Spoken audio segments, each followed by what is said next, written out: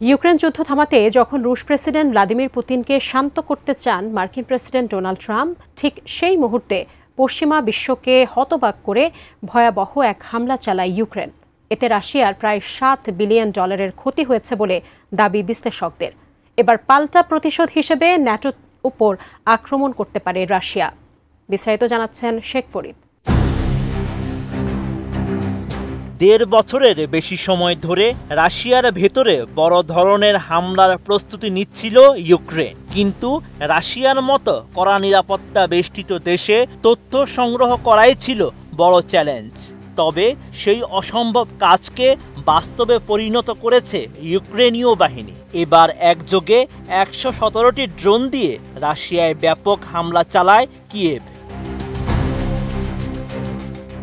এই হামলার মধ্যেই ইউক্রেন যুদ্ধ ঘিরে নতুন করে উত্তেজনার ঝড় উঠেছে নেটো জোটে। পশ্চিমা এই জোটটি জানিয়েছে শীঘ্রই নেটো দেশগুলোতে আক্রমণ করতে যাচ্ছে রাশিয়া।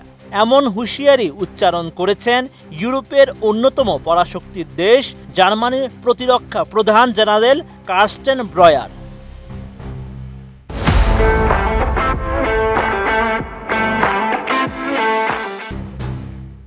জার্মান জেনারেলের মতে আগামী ৪ বছরের মধ্যে নেটো জোটের উপর হামলা চালাতে পারে পুতিন বাহিনী, আর সেই জন্য সদস্য দেশগুলোকে এখন থেকে প্রস্তুতি নিতে হবে বলেও মন্তব্য করেছেন তিনি। সম্প্রতি বিবিসির এক প্রতিবেদনে এমন তথ্য জানানো হয়।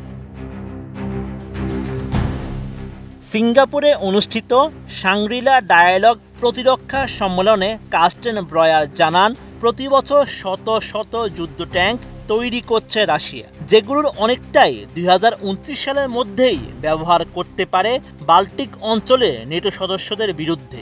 শুধু ইউক্রেন নয়, পশ্চিমা জোটের বিরুদ্ধে পূর্ণাঙ্গ সামরিক প্রস্তুতি নিচ্ছে রাশিয়া।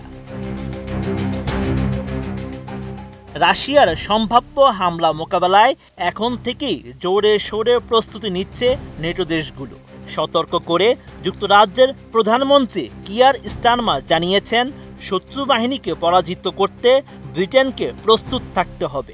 স্টারমার প্রতিশ্রুতি দিয়েছেন ২০২৭ সালের মধ্যে জিডিপির ২.৫% প্রতিরক্ষা খাতে ব্যয়ের লক্ষ্যে পৌঁছানো হবে এবং পরবর্তীতে সেটি ৩% নেওয়ার লক্ষ্য রয়েছে।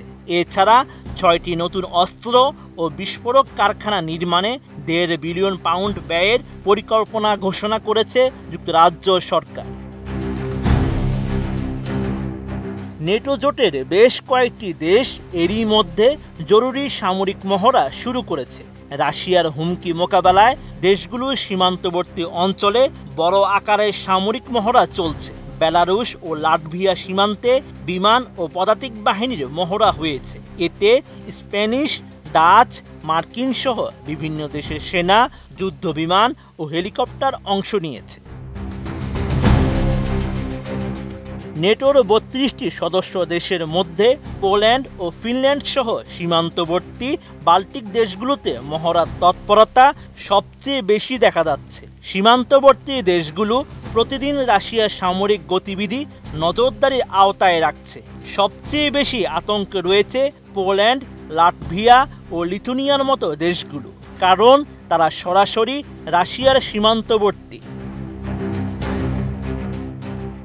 সামরিক বিশ্লেষকরা বলছেন, রাশিয়ার যে কোনো অপ্রত্যাশিত পদক্ষেপে দ্রুত জবাব দিতে ইউরোপীয় দেশগুলোকে আত্মরক্ষায় সম্পূর্ণ প্রস্তুত থাকতে হবে। বিশ্ব এখন তাকিয়ে আছে এক বিপজ্জনক দ্বন্দ্বের পরিণতির দিকে। ফলে প্রশ্ন উঠছে, এটা কি কেবল শীতল যুদ্ধের নতুন সংস্করণ, নাকি সত্যিই দরজায় কড়া নাড়ছে তৃতীয় বিশ্বযুদ্ধ?